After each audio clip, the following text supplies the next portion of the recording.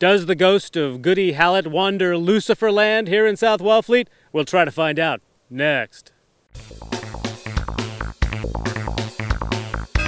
CapeCast.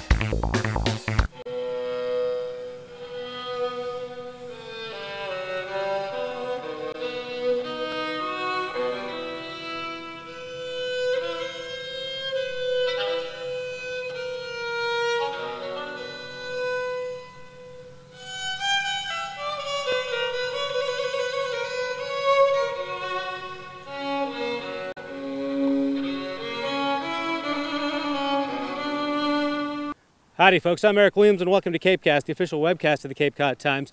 We are here in South Wellfleet in the heathland. Some call it Luciferland. Our question today is, does the ghost of Goody Hallett still wander in this forgotten place? We asked author Josh Delaney, who wrote a book about it and grew up around here, to give us the skinny on Goody Hallett. Folks, we're here in Eastham talking to Josh Delaney, author of the book Pieces of Eight. It centers around, you know, Sam Bellamy, the pirate ship Witta, and a character called Goody Hallett. That's what we're on the trail of today. And Josh, what do you know about Goody Hallett in fact, and then what do you know about her sort of in fiction? Well, Goody Hallett comes out of the legend, and in fact, we don't really know much about her at all. If you go and look in the old records, you find very few Halletts at all, let alone a Goody Hallett. Most people refer to her as Maria Hallett, but again, you can't find her in the records. She's a bit of a mystery right from the get-go, right from her name on. But in terms of the legend, she has put her stamp on Eastham, you know, quite spookily and quite extensively. She was from this part of Eastham, and we're down here at Cove Cemetery, not far from the Rotary, and basically, her tale is usually intertwined with Sam Bellamy. So she is a young girl of about 15 years old. She meets Sam Bellamy, they fall in love, and when Bellamy leaves, she has a child. And really, she's accused of having a child out of wedlock rather than witchcraft. But in the aftermath of having the baby and getting brought here to where the meeting house was, by Cove Cemetery, she is run out of town by the locals. And when you were run out of town back in those days, they ran you out to Wellfleet. That was like the hinterland. That's where they kicked you out and sent you off to Wellfleet.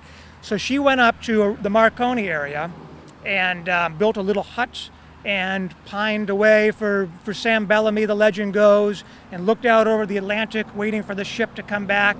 And when she died, and again, there are many legends, her ghost is said to live on in that area. It was called Luciferland, it was called the Devil's Pasture, it was called Goody Hallett Meadow, it was called Satan's Harvest. So this is where, you know, this young woman set up her little hut.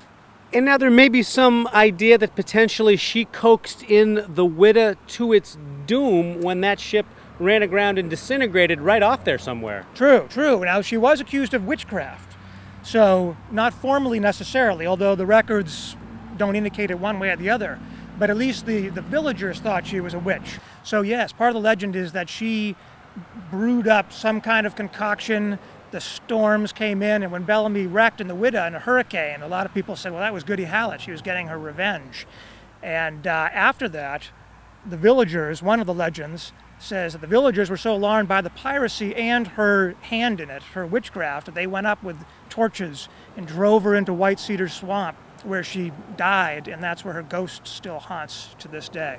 I have not personally seen her, but I've gone to look for her many times. In high school, we used to drive up in the winter and wander around, you know, White Cedar Swamp, because supposedly there's some treasure in there too, so you get the added benefit of a ghost and maybe a bit of treasure. You mean like treasure from the Witta? From the Witta, right. Could the Goody Hallett story be the Cape's greatest ghost story? Well, I think so. I mean, but I'm from Eastham, so, you know, I'm a little biased, but I think it is. It's got a lot of meat on its bones, if you will.